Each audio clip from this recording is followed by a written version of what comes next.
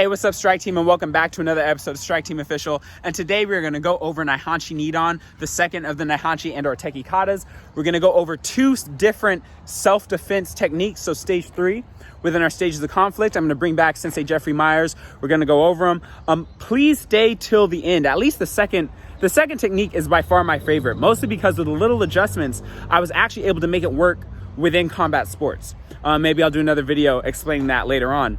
But it's a move that I've pressure tested live against a fully resisting opponent. And so it's something I really enjoy practicing and showing people. So hopefully what we show to you guys today will benefit you. You're able to take it into your own practice and, help improve your karate in some way, shape, or form. So yeah, let's get to it.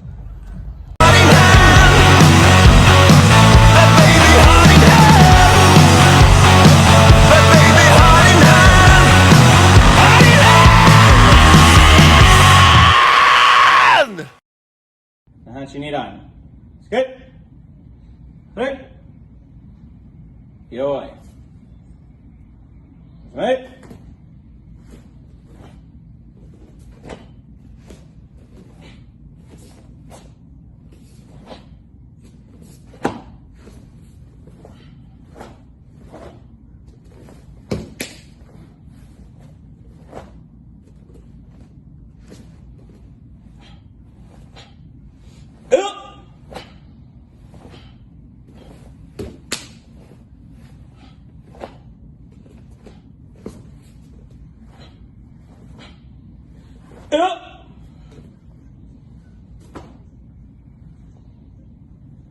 All right. Welcome back, Stryke Team, to another episode of Stryke Team Official, back with our Stryke Sensei, Jeffrey Myers. And we are going to now go over Naihanchi Nidan, or at least one application of one move in Naihanchi Nidan. Okay. Yeah. So we start at the beginning with this motion of your hands coming up.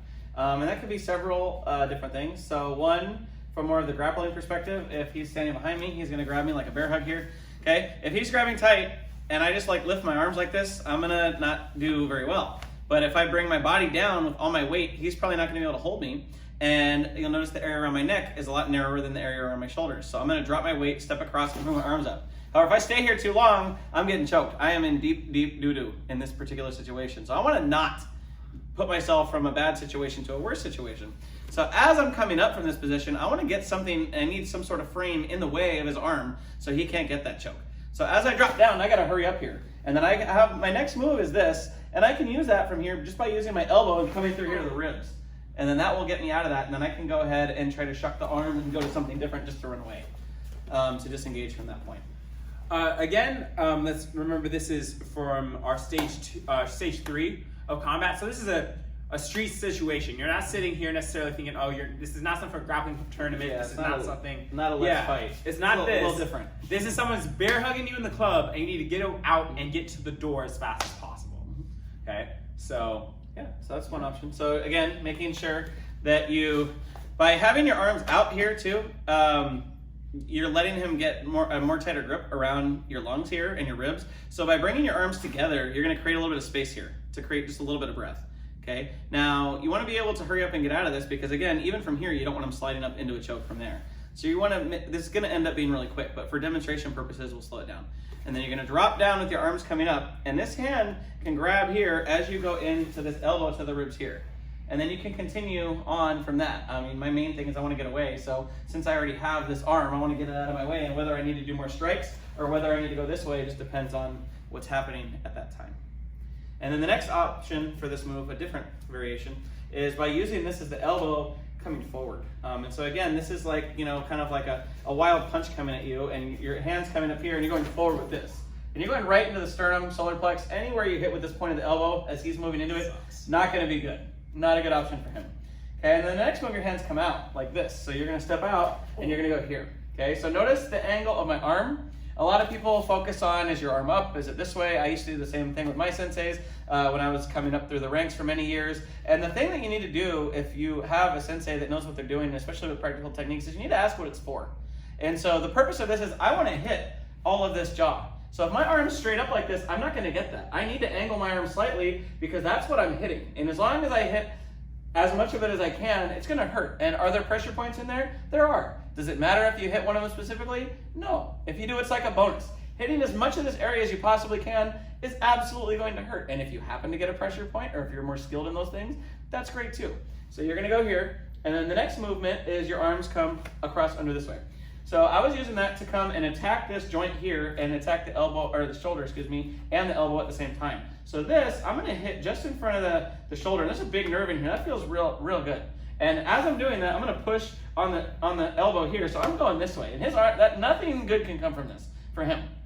Okay, and also why I'm doing that is I'm trying to deter him from using that other arm against me. So as I'm doing this, he's thinking a lot about that and not worried too much about that. Then the next move from there is your arm comes back out. So I'm gonna go ahead and use the back out to go back out and hit him in the same place that I've just hit him previously again. And if my arm is this way, like how the kata goes, you can be using that bone of your forearm so that you're hitting with one bone instead of two. And in this move, your hand is more this way. It's okay, you could do it that way, or you could do it the same way with the one bone, but if you turn it this way, you're gonna be using the knuckles more and focusing more on hitting the back of the head.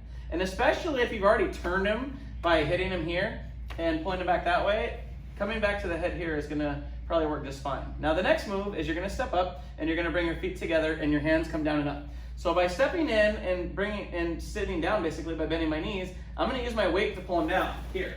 And that allows me to get into positions for chokes and all sorts of other finishes that I wanna get to that I could do for that position there.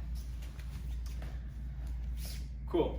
So if I do it a little bit faster, as the punch comes in, I'm stepping here, here, hitting here, back out, and down and around. And again, you can take out steps. You don't need to do the whole thing. Just the way the kata is, it's like, you know, saying the alphabet. When we learn how to use words, we take the letters we need and put them in the order that we need them in. I believe that was a Ian Abernathy quote, I think, unintentionally. But the idea is, shout out to Ian. But the idea is using the moves that you need at that moment. So if you want to skip that second one of going to the shoulder and going directly to the neck, that's also another option. So as he's coming at me this time, I can go from here, right into the neck, right into the here, and then skip that other phase in the middle, depending on what reaction he's giving me. Let me also hit another point. As I bring things, like I say, I bring things back to Muay Thai a lot because that's what I compete in. If the punch comes and you block here as he's pointing out and you go here, well, someone may ask what about the other hand, and obviously if they're really distracted, I just want to point that out. If you have a good brace here, this is used all the time. It's very hard once you have this, and we have this back position here in the kata.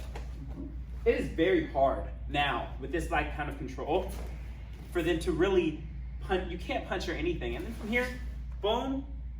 That like when you understand the mechanics of how to control a person's body, that move will really shut someone down.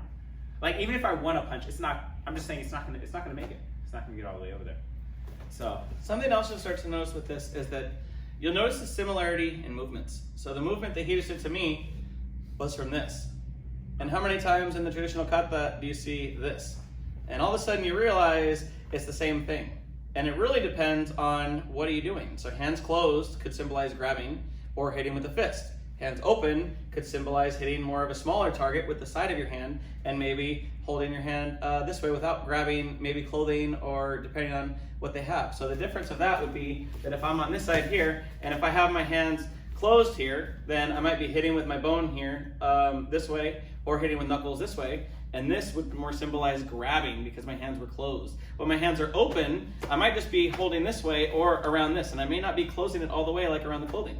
And then chopping with this part. And again, this is used as a control a lot to keep people away. Some people teach this that you're here and you're blocking from this. And this is magically protecting your solar plexus just in case. But you also have, your groin or your throat or your face or something else that you might want to protect. So you don't know that they're gonna actually go there. So that's not really gonna work for that, okay? And then the same thing with this motion. This hand isn't just here just because. Another thing this can be used for is a double-handed strike at the same time.